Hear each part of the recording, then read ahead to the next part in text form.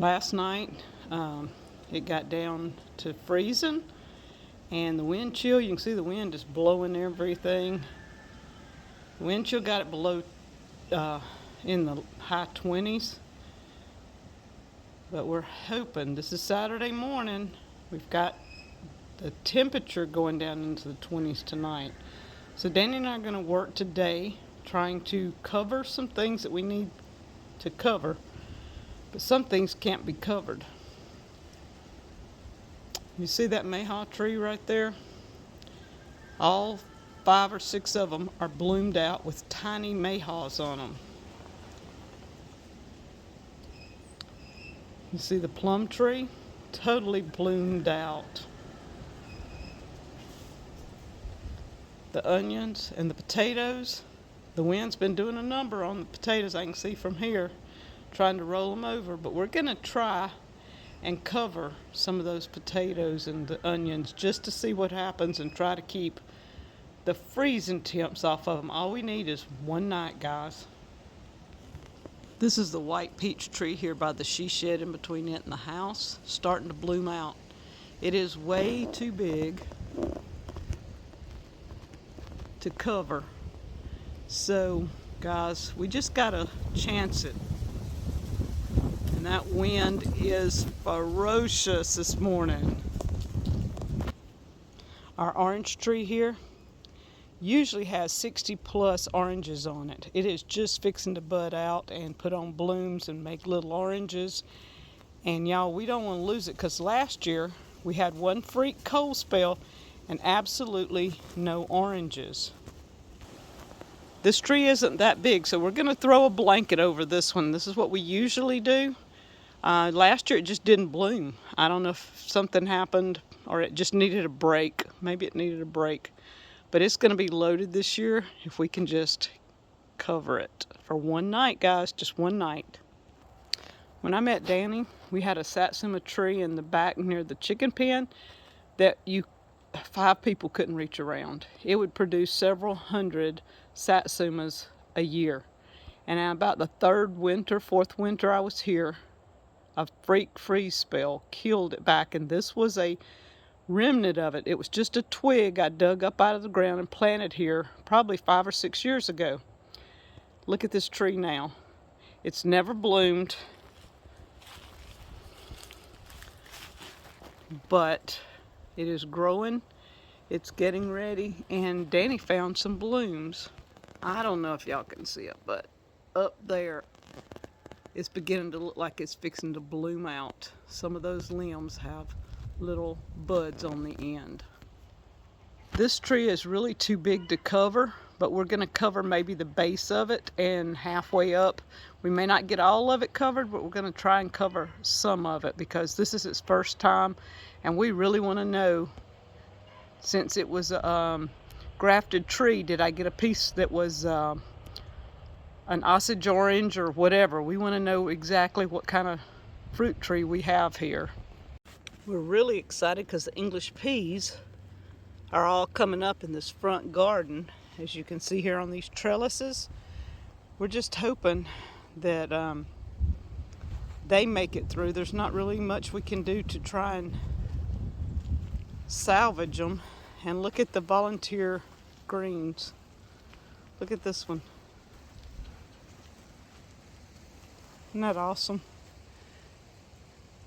Just comes up volunteer. Huckleberries everywhere. We have up and down our sidewalks, all throughout the yard, over at the cabin, probably 50, 75 at least huckleberries everywhere. Full bloom. Some of them even have little huckleberries. I'm talking huckleberries by the hundreds. Let's hope the freeze don't get them. And one of our peach trees, full bloom. Let's just hope that we don't lose them all, because some haven't bloomed out, and we're hoping it doesn't freeze it to the point. And this has a few little small peaches in places, but some of those may fall off. We'll see. These apricot trees bloom out early every year, and this year is no different. We've been told we won't get apricots here because of the cold that usually kills them. But look at this. Total bloomed out, buds everywhere. All the trees. There's like 4 of them here. I would just love to have apricots once here at Deep South. I mean, look how many. Even if we lose some, if just a few would hold on, that would be awesome.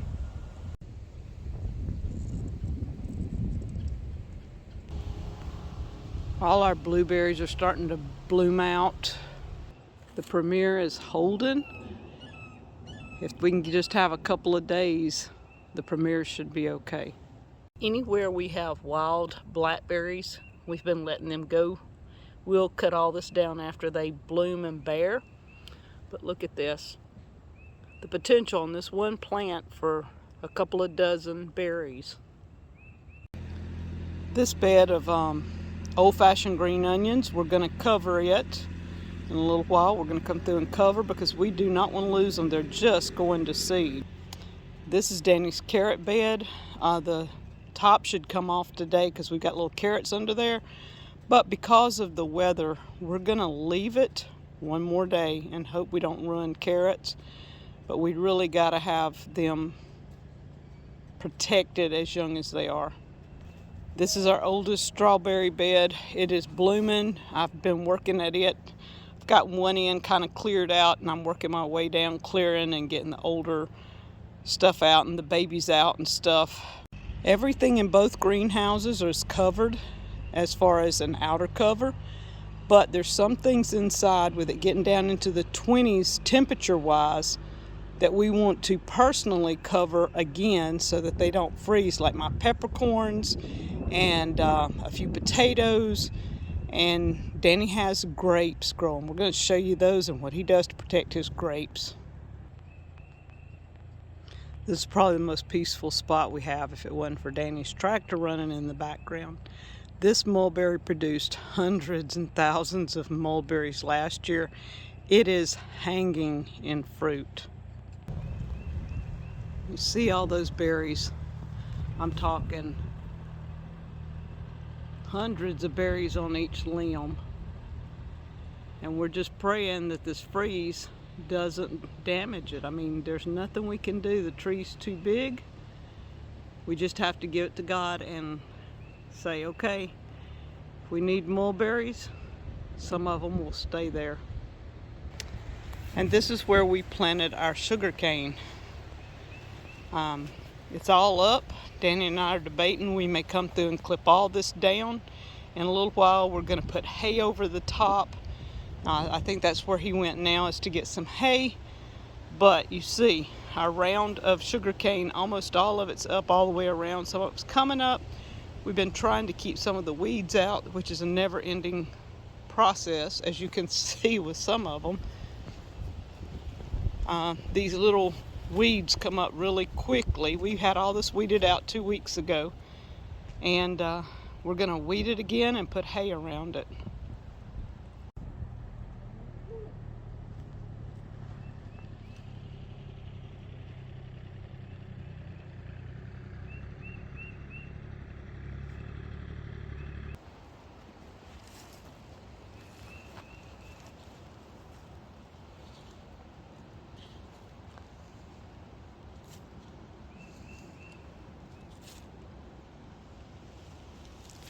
And this sugar cane will come back through this anyways.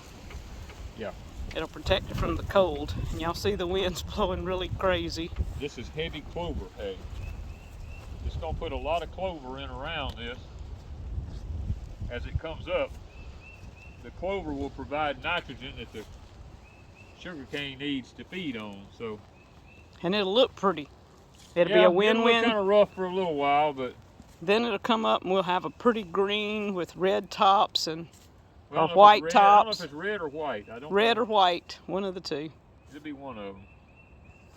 Win-win situation here, huh? Definitely.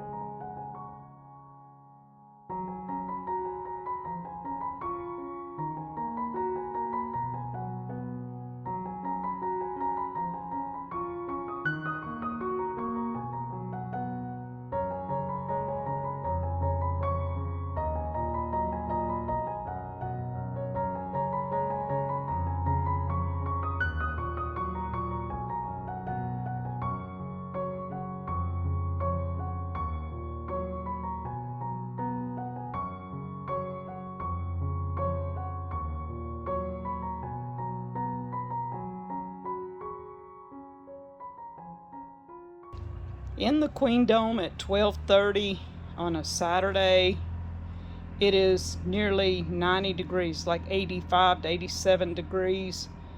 And we're keeping it shut down, hoping this warmth will keep it at least above 40 tonight. And we've covered everything we can cover, and we can just pray for the best.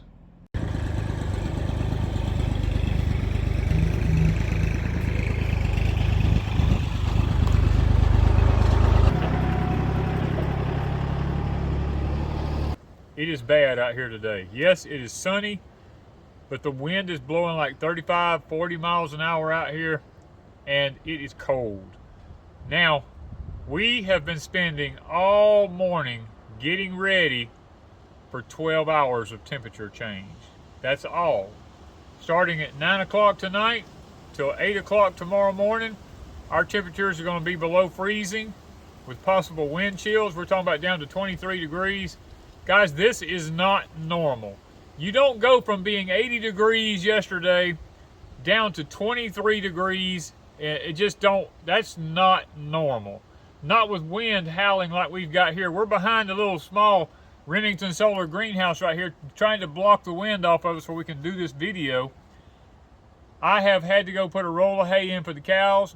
Where the roll of hay was, I took all that clover hay that was up, and I have taken that over, and I've covered all the sugar cane because it was up about this tall. I've covered all the sugar cane trying to save it from getting bit back. We have a row cover right here. This is our potatoes here, over here by the Farmall barn. We've got them covered with the row cover, trying to keep some of the frost off of them. Inside the Remington solar greenhouse here behind us, we have the GreenStalks covered. We have taken the tiny plants out of it just to be safe, and we've taken them over to the garage, and we've put them into the room in there where it's warm at in there. Got the lights on them in there. We've got the other high tunnels over here. We've gone through them. We have covered everything in them up. And guys, there's so much that I can't even keep up with everything that we've been doing all day long. And it's not through. I've got to head over to another garden where we've got our onions. We've got another row of potatoes over there. I'm just hoping and praying that the onions don't go through a severe problem here, because we really don't have enough stuff to cover all the onions with. Guys, we have a spot here behind us right here that's a little 2 pieces of a row right here. That's potatoes. We're actually experimenting with them to see. It's just like a little 5-foot section of each row there. We're trying to see if this temperature, the location in between these 2 buildings right here, if they're going to get frozen and it's going to bite them back, because they'll come back. Even if they get froze, we can cut them off and they'll come back. This is an experimental place here because our row cover just didn't quite reach that far, so we decided to experiment with this.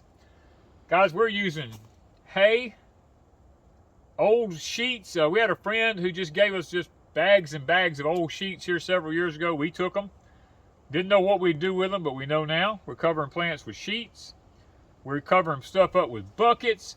I mean, ground cover, you name it. We're trying to find everything that we can to cover stuff with. Guys, for 12 hours. All of this labor, we could lose everything. Now, we've got fruit trees. We've got peaches with peaches on them. We've got apricots with apricots on them. We've got mayhaws with mayhaws on them. We've got plums with little plums on them. We can't cover all of those trees. They're too big. We don't have enough water system to do all this sprinkling stuff with. And guys, we're just going to have to see if we lose any of that stuff. Now, we're going to have to head over now to the other patch and see if we can't get it taken care of before it gets to be too late, and while the ground is getting warm from the sun, and get this taken care of.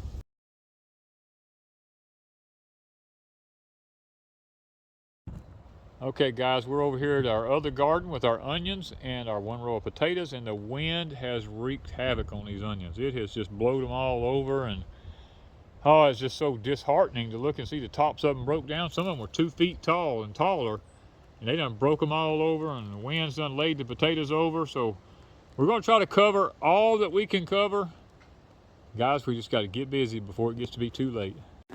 You too.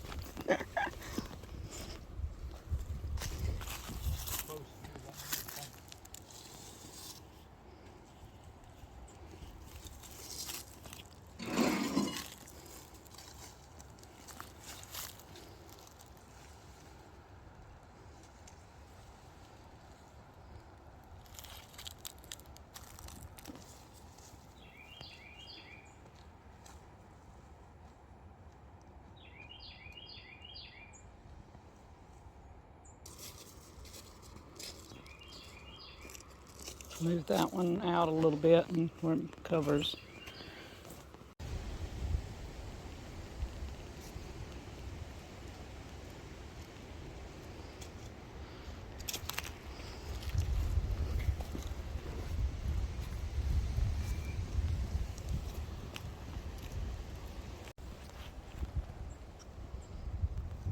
All right, guys, we've got our row cover on this. Got it kind of weighted down in a few spots to keep the frost off of it. We got one row wasn't quite wide enough to cover it. So what we're probably going to do is wait till right before dark. If the wind lays like it's supposed to, we're going to come out here. We got a bunch of sheets and blankets. We're just going to try to lay them over it and maybe put a few pieces of wood down the sides of it or something and see if that'll work. Because right now, if we put it on it, it's just blowing so hard, it'll just break the onions over. So we're going to wait closer till dark. Guys, it ain't over yet. We won't know till tomorrow morning how it's all going to fare out.